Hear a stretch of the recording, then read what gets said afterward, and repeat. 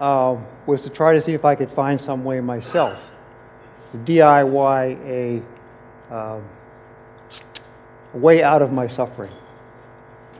I was in graduate school, working on my PhD, walking down towards campus, and I had the epiphanous moment of stepping back and looking at what was going on up here. It turns out it was just blah, blah, blah, blah, blah, which is why, it was about nothing in particular. Worthless, had nothing to do with my doctoral thesis, nothing whatsoever. But for whatever reason, I was moved to believe. I had all these thoughts up there, and there was no belief that that was okay. I had suffered a lot by the time I was in my late 20s, and so I had a lot of narrative going on that was very painful, and there was no reason it should have been. I had good money to get through graduate school, good assistantship, wife, 2 kids, everything was fine, very healthy, but I had this problem. And so I thought, is there some way I can stop this? I had no reason to believe this was possible. I had not read anything that was possible, but I knew somehow I had to stop this thing. So I set about trying to find a way to stop this narrative. It turns out, as I got on this path, I was going to do it DIY, one. I was going to do it empirically, scientifically, with no philosophy, no religion, absolutely naked. I was being trained as an empirical scientist. But the idea was, can I just run the experiments myself? Give me the lab notebook. I'll run the experiments, and I'll see if it works or not. And I'll say yes or no for the experiment. That's all I'm going to do. Sources have to be contemporary. We're trying to do this thing scientifically, empirically, contemporary sources. I didn't want anything from 2,500 years ago, 2,000 years ago, 1,000 years ago, been passed down through God knows how many hands of people with vested interest in making it come out some way. The idea was it's got to be those parameters. Very scientific, contemporary sources that I could validate, that I had videos of, people I talked to had met them, I had met them myself. So it had to be absolutely a clean data set and clean sources.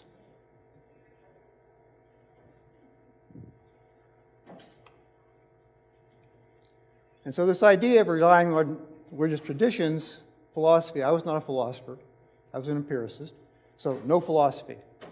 No religion. I came from a blaming, shaming religion. I'd had enough of that, thank you very much. So I was trying to find some way out of this thing. And these are what I just talked about.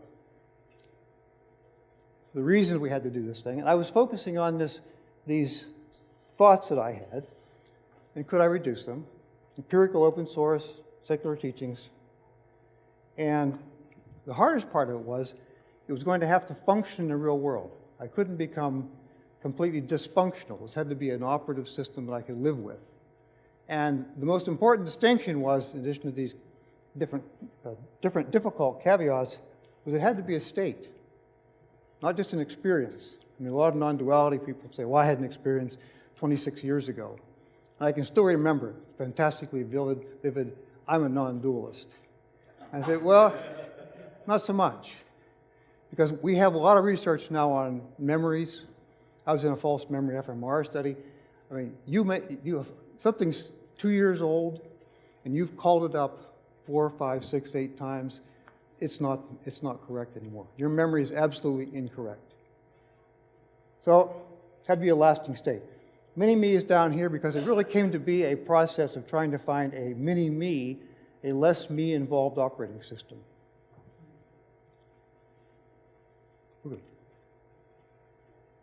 This narrative thing that I found unpleasant wasn't unique to me. There's a great study in Science that was done at UVA by some really good people, some of the best people in the field, and it was saying, okay, what if we can just take some UVA undergraduates and put 150 of them in a room one at a time and give them and say, okay, be by yourself for 15 minutes, no toys, no distractions, you can just be there with the pleasure of your thoughts.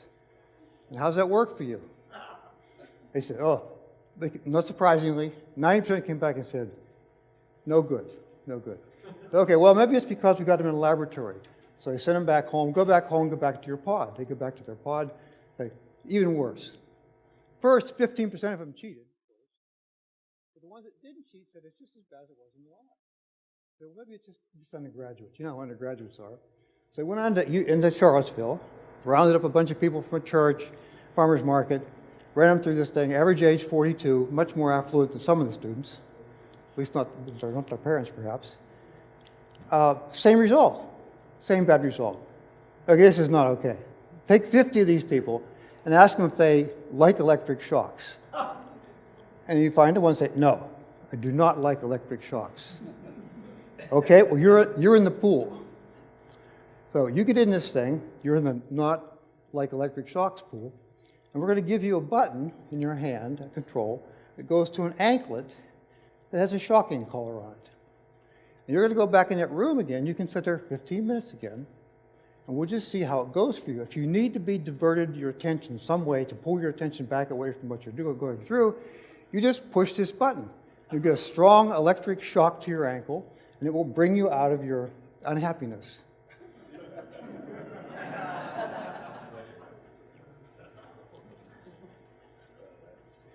So as you might imagine from the picture, this didn't turn out well. 2/3 of the guys, men, shocked themselves. Only 1/4 of the women, so women really are smarter than men. But the guys shocked themselves an average of 1.5 times, and the girls 2.3 times. But this is an unpleasant state for many people, almost everybody. We have so many things we do to not have to face into this state. And this will be about trying to explore ways to do that. So I went about some practices. Classical Zen practices. And this fellow, Busui, 14th century Zen monk, very famous in some sectors. And this fellow you know, hope you all know, Nana Maharshi. He was really my main man through this thing. And these questions are very simple. And for me as an empirical scientist, this one didn't work for me so much. Got philosophical. The ones I liked were this one, where am I, and who hears? And I went to my Zen masters, and they were all Rinzai Zen, which is the koan school. I said, hey, one guy was a big Mu person, if you know the Zen koans. I said, I can't get into Mu. It may be a great thing for a Japanese mind, but it doesn't paradoxically engage me. Something like, where am I? That really I could really try to solve that. I'm an empirical scientist. I should know where I am. So I talked to the Roshi, and he said, sure, you can do that. So I set off to do that. That was actually in our sutra book anyway. So I went off to do that. My other Zen master, same thing. Asked her about it. She said, sure, perfect, go ahead and do that thing. So I just did this. I just asked these questions over and over and over again, along with things like, I'm not this body. This belief that we have, we are this body. I just asked them a lot of times. And after a lot of sitting meditation, they stopped. I had to do a lot of hours of this thing, a lot of yoga. I didn't have any guidance, really. The Zen people hadn't really worked this thing. I needed a coach. I didn't have a coach. So I was in the dark a lot of the time. They stopped. The thoughts stopped. And the surprise for me with that was not that just this blah, blah, blah stopped. It's very quiet up there, like it is now. Just very quiet. But that the fears and emotions, self-referential ones, also fell away. And something I hadn't expected with these two. I was certain, I was very active in corporate industry, I was very certain that, in fact, I had control. And I had absolute free will. And all that happened, successes and failures, were mine, my responsibility, my failure, my successes. And when I fell away, like that, snap. It just fell away right along with everything else. So I'm standing there, and I've got 1,000 people working for me, 4 research labs and a $250 million budget, and I've got to go to work. And there's nothing up here.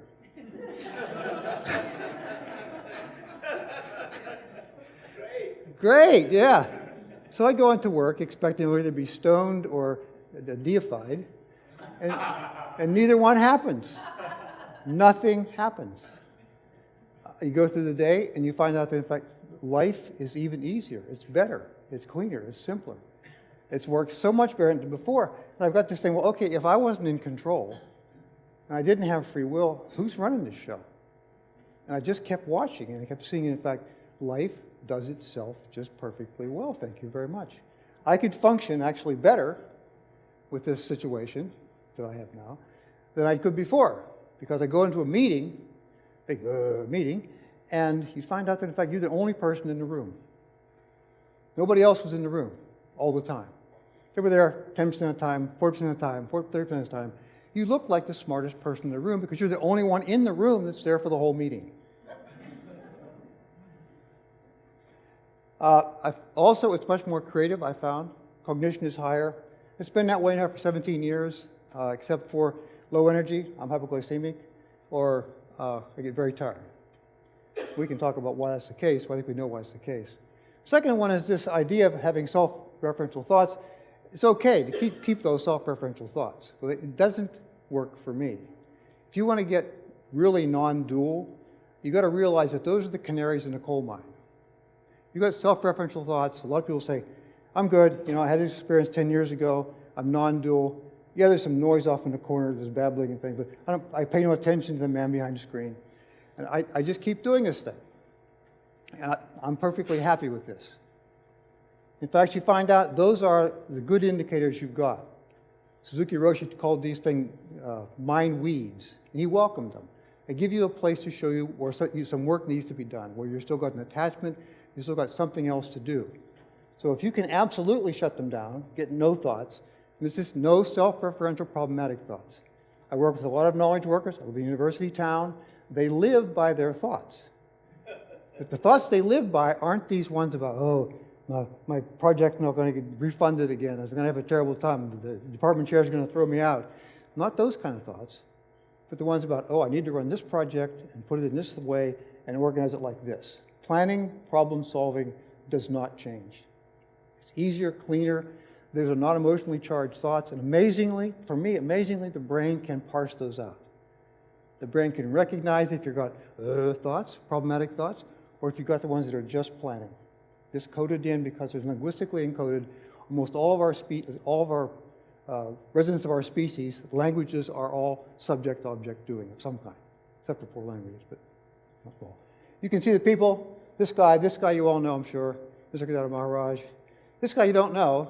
I was giving a talk in Stockholm, 2010, and he was actually one of the founders of the Santo Daime Church. So those of you who know ayahuasca, he was talking in Stockholm about his experiences with ayahuasca.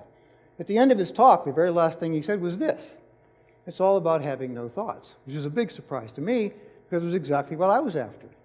So I saw him and said, hey, this is fantastic. What a correspondence that we both have exactly the same perception of why we do spiritual practice, ayahuasca or meditation. These are classical resources, Tao Te Ching, the Dogen Zenji, Patanjali Yoga Sutras. Yoga Sutras, 170 or so sutras. You talked about Patanjali, several people in this workshop. And you find out that Yoga Chitta Vritti Nirodha is the second one. The first one, we're going to talk about yoga. The second sutra is Yoga Chitta Vritti Nirodha, which is yoga is the stilling of the modifications of the mind. Depending how hard you translate that, it means to stop them. This one, Bhagavad Gita, Shanaya Shanaru, Paramet Puja, Dhritti Gritaya, Atma Stam Stam Manaha Kritva Nakinchidape Chintayat, which says gradually, grab hold of your mind and put it in the self. And don't think about anything else. So you've got a lot of these people saying pretty much the same thing. Myth 3, you don't need to practice. You're already enlightened. Exactly. The Zen people did this thing back in the 60s. They had to say exactly the same deal. It sells great. People come in, you tell them, hey, you're already enlightened. Nothing you have to do. It's fantastic. Just, come back to the next workshop. But you find out that, in fact, absolutely not true. We've learned a lot about neuroplasticity in the last 10 years, last 8 years. Enormous changes very quickly. This is a Harvard study. And 2 months, mindfulness meditation, 40 minutes a day, they could see 5 brain regions that actually changed in size in 2 months. That's how fast it changes. People, and I've taken many of them to task personally, that tell you there's nothing you have to do, did a lot of practice. And Tony Parsons did years of practice. Punjaji, Papaji, did a tough, long years and years of practice. And they say there's nothing you have to do. From where they're standing, that's true. But it's not from where you're standing. you've got it. You can't just walk in and pick up a violin and say, okay, I'm now a concert violinist. It doesn't sound very good. You've got to learn how to do it. How fast it changes? Merzenich is one of the top guys in the world right now in neuroplasticity, out here someplace. And he had a way to look at the monkey's neural map of their face. It changed every week. Every week, how the brain, sensory motor cortex is actually linked into these face maps. How much you practice and how you practice matters a lot. Malcolm Gladwell's book on 10,000 hours popularized this concept. The idea was 10,000 hours for concert violinists. It's a very small population, maybe 15 people involved. And it's not as clear on concert violinists precisely what mastery means. You know, it's kind of like I know it if I see it. But the chess guys, not surprisingly, are really into this. Chess guys will metricate anything. And what they found is that, same thing, 11,000 hours to mastery. However, big bandwidth, 3,000 to 23,000. And they really know what mastery looks like in ELO points, which is how they measure success in chess. And so genetics plays a role. Genetics matters whether you're going to be a 3,000-hour person or a 23,000-hour person, but you're going to practice. And it really determines whether or not you reach this and if you can go beyond that. Some chess masters keep growing and growing and growing and growing. Some don't. Some just peak out and stop. One thing down here, and this is from Anders. Anyway, he was the person who came up with all of it. He got to do real research that they put in the 10,000-hour book. And Anders Ericsson. Practice on what you don't do well. I mean, I did a zillion hours of yoga. And if you aren't careful, you just keep doing the same exercise all over and over again. I'd love to do 4 bends. I just do 4 bends all the time. You never do backward bends. If you're going to expand your yoga practice, do the parts you're not good at. Meditation practice, do the parts you aren't doing well, that you try to avoid, because that's where your growth is going to be. Myth 4, mystical experiences are a mystery. Not so much. We now have some good models for this. This fellow, Newberg, is at Penn. D'Achille was also there. He's passed on, but Newberg is still there, functioning very much. Their model, which is pretty much holding up somewhat. I talked to one of the Obi-Wans in neuroscience yesterday, and he confirmed it's possible. The idea here being that if you can, you have 2, sympathetic and parasympathetic. Excitement, and then calmness. Those 2 circuits compete with each other. They go back and forth, hopefully alternating. Excited, calm. Excited, calm. Excited, calm. That's what they function for. Fight and flight, relax. 2 sides. What they say is if we can run these so you actually have the 2 of them at the same time, fully activated, they will conflict. And they will shut down the inputs, the temporal and parietal lobes, that do the important things for mystical experiences. You just jam the circuits, they deafferenate, you just jam the circuits and you just stop anything from going to these places that are expecting input. They almost always get input, and all of a sudden there's no input. And their postulate is that that's exactly what pushes mystical states into being. How this manifests in these input-starved mystical states, and they've got 2 books, well, 3 or 4 books. You can look them up any place. Hyperquiescence, you get very, very, very still. Hyperarousal, obviously marathon runners, voodoo, whatever, swimmers, skiers, flow. We all know about flow, Gladwell's book. Hyperquiescence with arousal breakthrough, you get really, really, really quiet, and then bang, something happens. You get a breakthrough and you get great bliss, exhilarating energy absorption. The converse of that here is this one. Now, I cheated in my meditation practice. I confess to this now after 30,000 hours. And how I cheated was I was a runner, and I could get into this state. I could get a runner's high. And so I thought, well, this is interesting. I started to sit, and the Zen guy said, sit still, hold your hands where they're supposed to be, and don't move. If you move, we're going to stick. We're going to come around with a stick, and we're going to hit you with the stick. And they did this very tough bunch of guys. So you had to really sit there. So you were hyper-quiescent. You were not moving at all. And so if you got your mind calmed down, then you could find yourself in this hyper-quiescent with arousal breakthrough state. I found I could do that. I could sit, and after about 35 minutes, which is about a runner's high time, I got a mystical experience. I like this. Not that I like it. The brain liked it. This is like a kibble for the brain. The brain said, this is the coolest game in town. I get to sit, and then I get to treat at the end. Most people like go 20 minutes and stop, or 30 minutes and stop. You do the hard work, and you don't get anything. The brain says, this is no fun. I don't want to do this. So I get a kibble. My brain, I just sat every time I sat, every day, until I got a kibble for the brain. And the brain really liked this, and so the brain loves to meditate.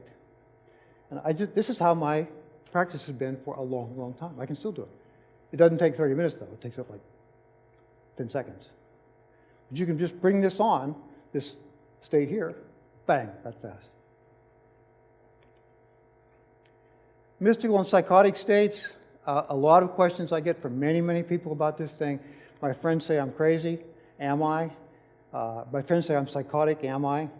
And these guys, Newberg and DeKilly, looked at, okay, here's some examples. And I'm not trying to be a psychotherapist or a psychiatrist. I'm just saying, if you've got these kind of experiences, how you talk about the experience, your break from reality, how you describe it, and how you interpret the meaning of that experience, if you put all those together, you can pretty much get an idea whether or not you're ecstatic and joyful as you talk about it, or if you're confused, terrified, and distressed after it. Similarly, if you long for return to it, or if you're just, no, I'm not going back there again. When you talk about it later, it's most mystics, empty your ego, calm, still, peaceful. Psychotics, messianic healing powers. This is not proscriptive. This is not absolutely take it to the bank. If you can't function, if you can't raise your kids, if you can't do a job, if you can't go out in the world and function somehow reasonably well, then go see somebody. If not, and you fall into these categories, then it's almost certainly a mystical experience. Myth 5. Spiritual path needs levels, titles, and an endpoint. Everybody loves this one. Why do they love it? We are evolutionarily bred into liking hierarchies. We became the masters and destroyers of the planet by being able to organize large bunches of ourselves to go out and do some task. It required a hierarchical structure. Hierarchical structure benefits from levels and titles. If I say, Sam, you're enlightened, but you're only enlightened at level 3. If you want to get to level 4, Sam, we're going to need some money here and some more time. The workshops get longer. It'll be, the usual $5,000 for 2 weeks is not going to be $15,000 for 2 weeks because it's special teaching to get to level 4. Or you can take the direct path. But this is what many people do. And to believe that everybody's going to go down the same path, I think to me is beyond naive. You look, and this isn't comprehensive, but you look at the kinds of things that affect your likelihood of success in spiritual matters, it's a long list. And we all go through these things in different orders. We have different intensities of them. We have different genetics, different family, when we were born, where we were born, who our teachers were before. It's silly to believe that they're all going to go down exactly the same path at exactly the same rate. It just doesn't happen. There are lots of sayings about this, both from the Hindus, from the Buddhists, that there are lots of paths up the mountain. My first book was very much about, look, here's 100 ways. Pick one. Pick the one that appeals to you and do it. The one you will pick and do is way better than the one you will pick and not do. So find something you love to do and then go into it and really ingest it and be with it. You can get there by many, many paths. Number 6, psychedelics can produce persistent non-duality. Yeah, no. we have one of the big ayahuasca guys in the world right there in the white thing there. So he can throw stones if he wants to. The key to this thing, you've heard much about the default mode network at this conference. This is started in roughly 2000, and we really fleshed it out. We as a spiritual community, a neuroscience community. And we know what this is now. This was one of the seminal papers, Harvard, 2010, Andrews Hanna. 11 centers basically generate this sense of selfing. All the forms and types of selfing. You've got 2 subnetworks in the core. One core is a posterior cortex you've probably all heard about many, many times.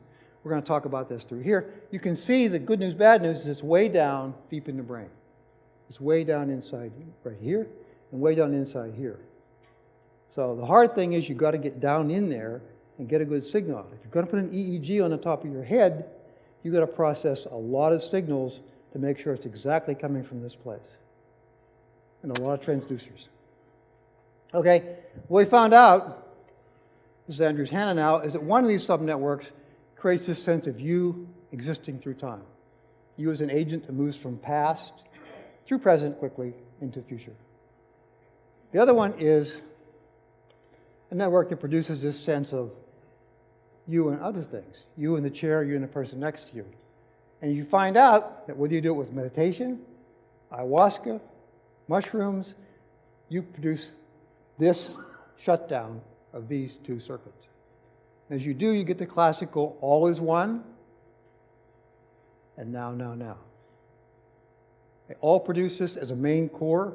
Certainly ayahuasca doesn't give you the same experiences as mushrooms does, or meditation does, but a lot of it codes on exactly the same level, psychedelically, mystically.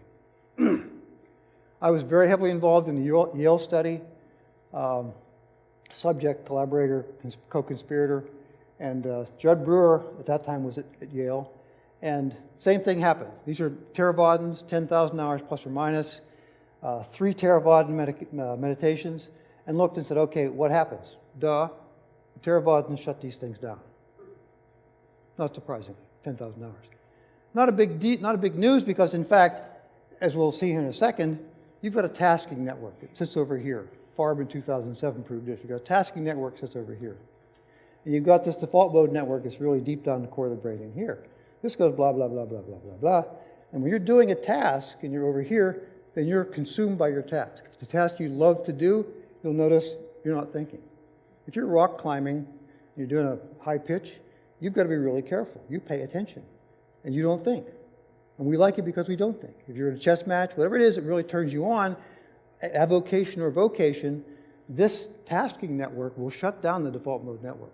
So these guys were really just tasking. The really interesting thing was when Judd turned off in between runs, he found that in fact those centers stayed shut down. Even without meditation, they were shut down for a while. We now know we've got these 3 circuits. This is the tasking network. This is the expanded, updated version from Andrews Hanna, 2014. And she pulled in a 1,000-person study from MIT to really work her thing out. And the thickness of these lines is how often they talk to each other. They will operate at the same time. And you can see you've got these 2 sides, and you've got 2 centers up here, which Judd found as well, Judd Brewer found as well. And their job is to watch and control the situation. I mean, they watch to see if this thing, the yellow ball, is shut down. And they see if it's shut down, they can control this thing. They're right up here. It's called a salience network. These 2 centers are watching this and this to regulate this switching back and forth. If you've got ADHD, what it is this circuit, blah, blah, blah, won't shut up. It will not let go. And so you're over here trying to get a job done, and blah, blah's over here going, and so you can't concentrate. There's a lot of good research on that too. How shrooms work, exactly the same way meditation works, not exactly. But this is IV psilocybin in the UK, medium level doses. There's no way to worry about, am I digesting it properly or not? It's just IV. And you can get a clear picture here, infusion point, and how this thing shuts down. As it shuts down, some of your friends may have told you, you actually get extremely intense effects. So tracks exactly on meditation. Ayahuasca, same thing. This is a well-known study now. It was recently done, but it's pretty well known quickly. Same thing happens. These 2 are the core centers. Before ayahuasca, on ayahuasca, in the fMRI, they're shut down. They're gone. Same thing happens. There's a very nice longitudinal study now we were looking at yesterday at lunch on long-term usage of ayahuasca. But they all work.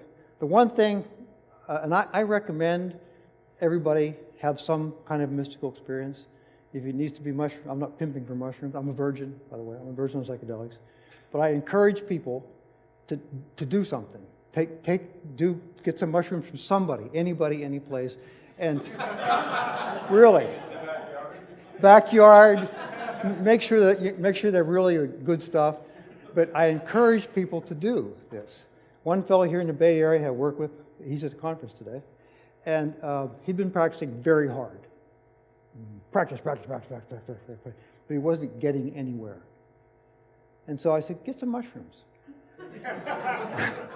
And magically, someone who he didn't expect would have mushrooms gave him a Hershey bar that was wrapped around, has your wrapper around some mushrooms. And he reached up, took them, lo and behold, bango. Now the brain knew what was possible. The problem is if the brain doesn't know what's possible, this is its reality. If you show it something else, you say, oh, gee, this is all kinds of things are possible. I can make this, I can make that, I can make peacocks, I can make crawling snakes, I can do all kinds of things. So you say, okay, my consensus reality is not the only reality there. The brain, as somebody said on Friday, it's a best efforts basis. The brain's not trying to do a perfect job of replication. It's just trying to say, well, okay, the lion comes down to the steak, the lion's hungry, the lion eats the steak. That's fitness. However, the lion then says, well, okay, my belly's full, I'm looking for a lady lion. So he doesn't care about the steak anymore, now he cares about lady lions. That's fitness. It's not perfect, but it's fitness. As your demands change, you adapt and you move to another object. So, as far as matching these up, they all go on the same scale. Psychedelics, what I do, persistent non-duality. Yeah, persistent non-duality. And you can see what happens.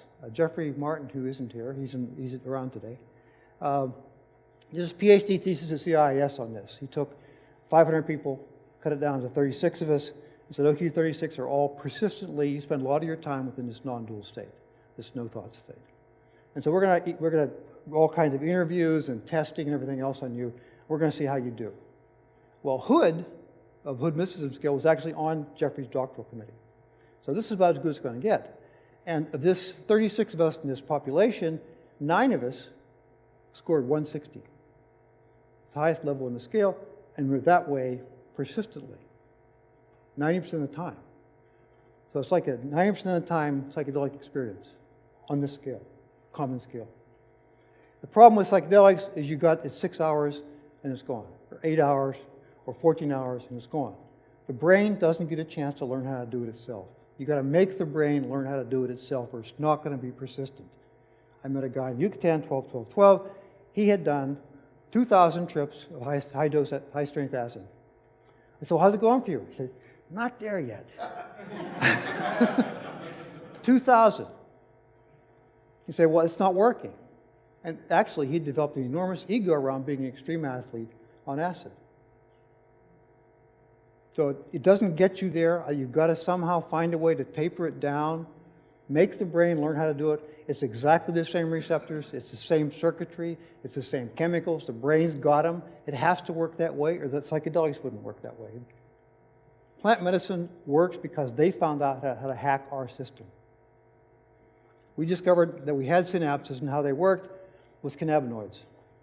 All research results are reliable and good and true. Everything's fantastic, not so much.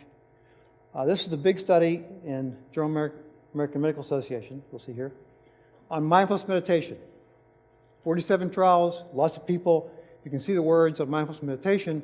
However, of those 47 trials, you get down here, and the guys in Hopkins wrote a report, said, but only 10 of those 47 trials were without bias. So you've got 37, 3/4 of the trials, the good trials, these are the best trials, were biased. They're biased because if I'm an XY person, of a religion, not Buddhism, I'm picking Buddhism, I actually had some friends in Buddhism. If you believe that you're protecting the Dharma. And it's your job to protect the Dharma, and you select people from your sect, and you run your sect's practices, and you evaluate the goodness of this, the fitness of this against your sect's attributes. That's going to be biased. No matter how careful you are, it's almost impossible to avoid bias. It doesn't have to be pernicious, but it creeps in. You've already done it with the selection of your subjects. A lot of it can't be reproduced. Psychological studies, they picked this another meta-study published in Science, just published, and 97% of the studies they picked had a very high significance, very great study, fantastic, awesome study, so they went back and tried to replicate it. Only 36% of them could they replicate. The rest of them, they could not replicate the results. So what's the value of that? Not very high. If you look down here, this is about different psychotherapies. They say they're at least 25% overstated in effectiveness for the same reason. People say, oh, that's an outlier. Oh, that doesn't count. Oh, I know this person. No, they're crazy. So you end up then with a very carefully controlled population, so you get good statistics, so you get tenure, so you get funded, so you get more research dollars, whatever. Without science, though, we're screwed. I mean, it's the best tool we have, the only tool we have for some of this stuff. We're not doing as well as we could. If we do it a lot better, it'll help us a lot more. Pardon? Einstein was wrong. He was. On the previous quote, I think Einstein was wrong. Why? Let me finish this. I've got a couple more slides. And I should get 5 minutes, because this thing didn't get running for 5 minutes. Myth 8 was if there's no I, you won't be compassionate. I get this a lot. I got called non-human at one panel discussion in the Netherlands. You aren't a human being because you don't have these desires and these bad things. It's really compassion for most people is really reciprocal altruism. I give Sam something. I don't pick on Sam. I give Sam something. And I say, Sam, okay, yeah, I'm really helping out here. So I'm expecting something back from Sam. This goes into the hierarchical structure. You hold the structure together because I give something to Sam, and he gets to be something back later. So Sam and I are kind of looked together. We're in the same structure. We know where we are in this thing. It's the glue of the hierarchy. You can see, though, there are all kinds of things we're expecting out of this. And these guys did tons of work on this. There's even a center out here on reciprocal altruism. But it's really just let's make a deal. If you watch carefully, you can feel it in yourself. I'm helping this person down here. I'm up here. They're down there. They need this thing from me. And you give it to them and think, karma points, heaven points. I'm on my way now. You're expecting reward, if not now, later. In fact, your compassion is all about you. You have to guess who said this thing. Human beings are naturally selfish. This guy's a really well-tuned in, scientifically trained, scientifically involved. Science shows that we are naturally compassionate, and helping someone else makes you feel good. This is scientific research. We know this. Down here, by nature, every human being loves themselves. But by helping another, you are building your own happy self. You are building your ego by doing this process of helping Sam and getting something back from Sam. It doesn't take your ego down, it actually strengthens it. Yes, you said this. Yeah. Dalai Lama. Last, non-duality is a psychotic state. And this is a serious problem for people. DSM-5, which is the diagnostic manual by which psychologists and psychiatrists can bill Medicare or whoever, healthcare systems, and it has to be in the manual. This guy from Duke actually chaired the study. He wrote a blistering, almost repudiation of the study, and said that in fact this fuzzy boundary, like for ADHD, is so broad now that many, many, many people fall into this thing and didn't before. And he also said, basically everybody someplace will get in there. If you look, drug companies, but if you actually look, I got a blog post on this thing, take one of the big ones in depersonalization disorder, and this one woman lists off 20 characteristics of depersonalization disorder. So I took the Hood Myth System scale, and I listed 20 things, and they're the same 20 things. I mean, the mystical things line up exactly with depersonalization disorder. So you've got to somehow find a psychologist, or someone in the Bay Area, who understands this problem that, in fact, what we call mysticism, and we think is fantastic, they've categorized, psychopathologized it. Just be aware of this. If you start hearing people, oh, you're psychotic, DSM-5 says this, there's a lot of controversy about this whole thing, about DSM-5, period, but in particular about this particular issue. That's all I have. Thank you.